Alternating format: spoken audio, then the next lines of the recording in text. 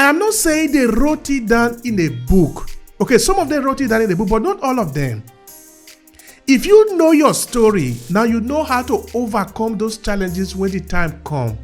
But if you don't know your story, you know only the story of other people, then you will know how to disvalue yourself and always consider other people as a solution to your problem.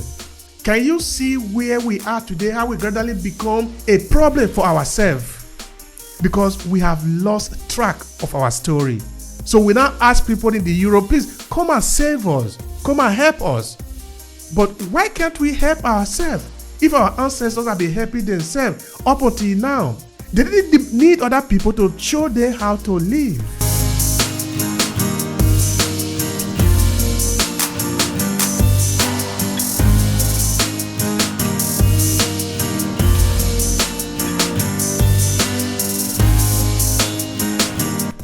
They know how to cultivate.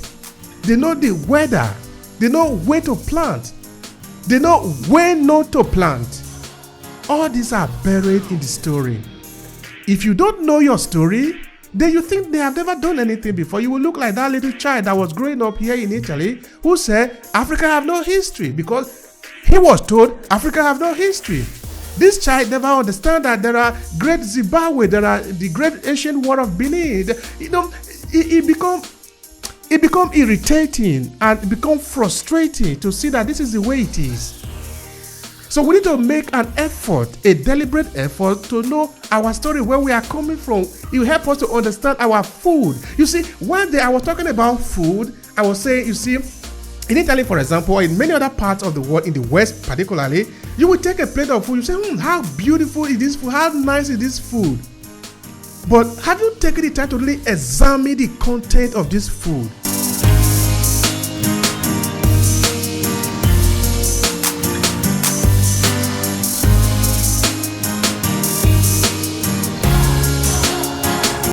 I was saying, going back to the story of my grandmother again, that the food my grandmother can cook is far more rich and valuable than any food I can buy in any restaurant here in the West. And this is why.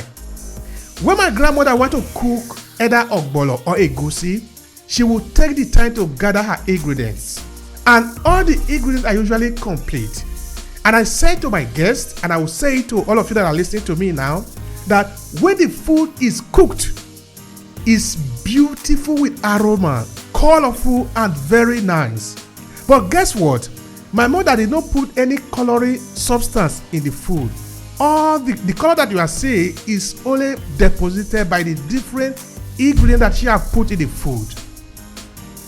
Now, somebody came to Africa and told us that they know better what we can eat.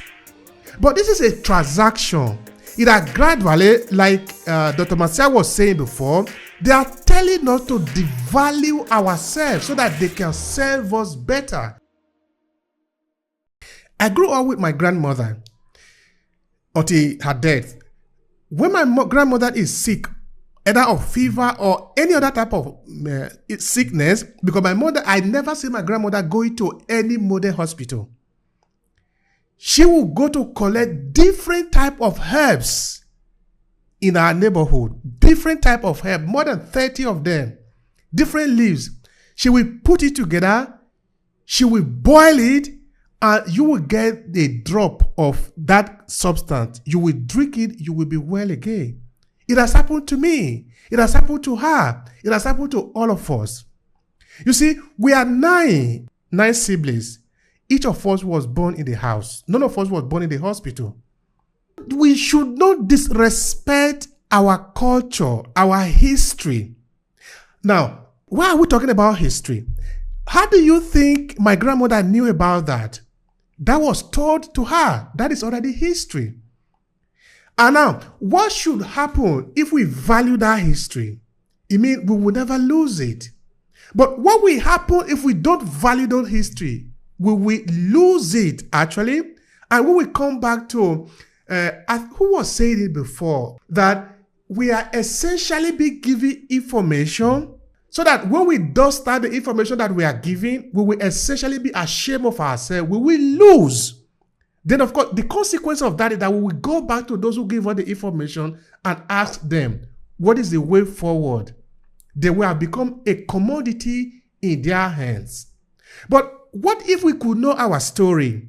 It means now that when we have a problem, we will ask ourselves, not other people. We will ask ourselves, other people before us have had problem. How have they overcome it? Because now you don't want to tell me that we are only having problem today. No, we have been having problem before. Our ancestors have been having problem before. All these problem and solution are documented in our story. I am not saying they wrote it down in a book. Okay, some of them wrote it down in a book, but not all of them.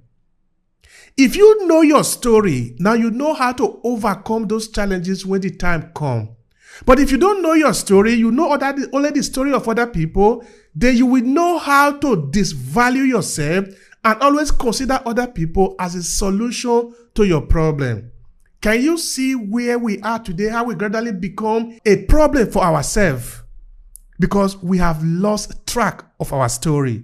So we now ask people in the Europe, please come and save us. Come and help us. But why can't we help ourselves? If our ancestors have been helping themselves up until now, they didn't need other people to show them how to live. They know how to cultivate. They know the weather. They know where to plant. They know when not to plant. All these are buried in the story. If you don't know your story, then you think they have never done anything before. You will look like that little child that was growing up here in Italy who said, Africa have no history, because he was told Africa have no history. This child never understands that there are great Zimbabwe, there are the great ancient war of Benin. You know, it become irritating and it become frustrating to see that this is the way it is. So we need to make an effort, a deliberate effort to know our story, where we are coming from. It will help us to understand our food. You see, one day I was talking about food. I was saying, you see, in Italy, for example, or in many other parts of the world, in the West particularly, you will take a plate of food. You say, how beautiful is this food? How nice is this food? But have you taken the time to really examine the content of this food? I was saying, going back to the story of my grandmother again, that the food my grandmother can cook is far more rich and valuable than any food I can buy in any restaurant here in the West. And this is why. When my grandmother wants to cook either ogbolo or egusi, she will take the time to gather her ingredients. And all the ingredients are usually complete. And I say to my guests, and I will say to all of you that are listening to me now, that when the food is cooked, it's beautiful with aroma, colorful and very nice. But guess what? My mother did not put any coloring substance in the food. All the color that you are seeing is only deposited by the different ingredients that she have put in the food. Now, somebody came to Africa and told us that they know better what we can eat. But this is a transaction. It are gradually, like Dr. Marcia was saying before, they are telling us to devalue ourselves so that they can serve us better. It's always about the money. When you no longer have anything to sustain your life, you will still want to live, then you need to depend on them to give you the source of livelihood. Then whatever they give you, you need to take it or you will die. That is the power of story. Because if you know your story, if you know that people like you have been surviving in a place like you, where you are today, then you will find a solution to that. You don't need another person. Nobody needs other people to survive. Talking of improvement, yeah, maybe we can talk about that. But to live, nature have given you all the ingredients to be able to survive where you are. Look within where you are, your acres of diamond. Is not from another place. We don't need IMF to bring development to Africa. In fact, IMF never bring any development to any part of the world. They are always reaping from the people. If you want to develop, you need to use the local resources for the interest of the local people. I got to connect with Gloria that I met here. And I shared with her that I had to go and do my final journey as a healer. And when I came back from my journey as completing my training as a healer, I kept asking myself, how come there's so much shame around African ways of healing? And I kept asking that question over and over again. And one day in prayer, I saw the number 1400 flashing before my eyes. It didn't make sense to me what that was all about. I had a conversation with a to be supervisor because I want to do my PhD on my journey as a healer, because I want to bring a different narrative around healing and African ways of healing. I want it to be normal for my daughter, who's 8 years old, to say, "Oh, I went to see a healer," or "Oh, I've gone to see a psychologist," or I've gone to see a GP." We should be part of the ambit of the healing modalities that are around. And to change the language that is very derogatory, in my opinion, we are called indigenous or alternative. Anyway, spoke to my to be supervisor, and in having the conversation, I then said, I don't understand where I got these negative perceptions of African ways of healing. And she then told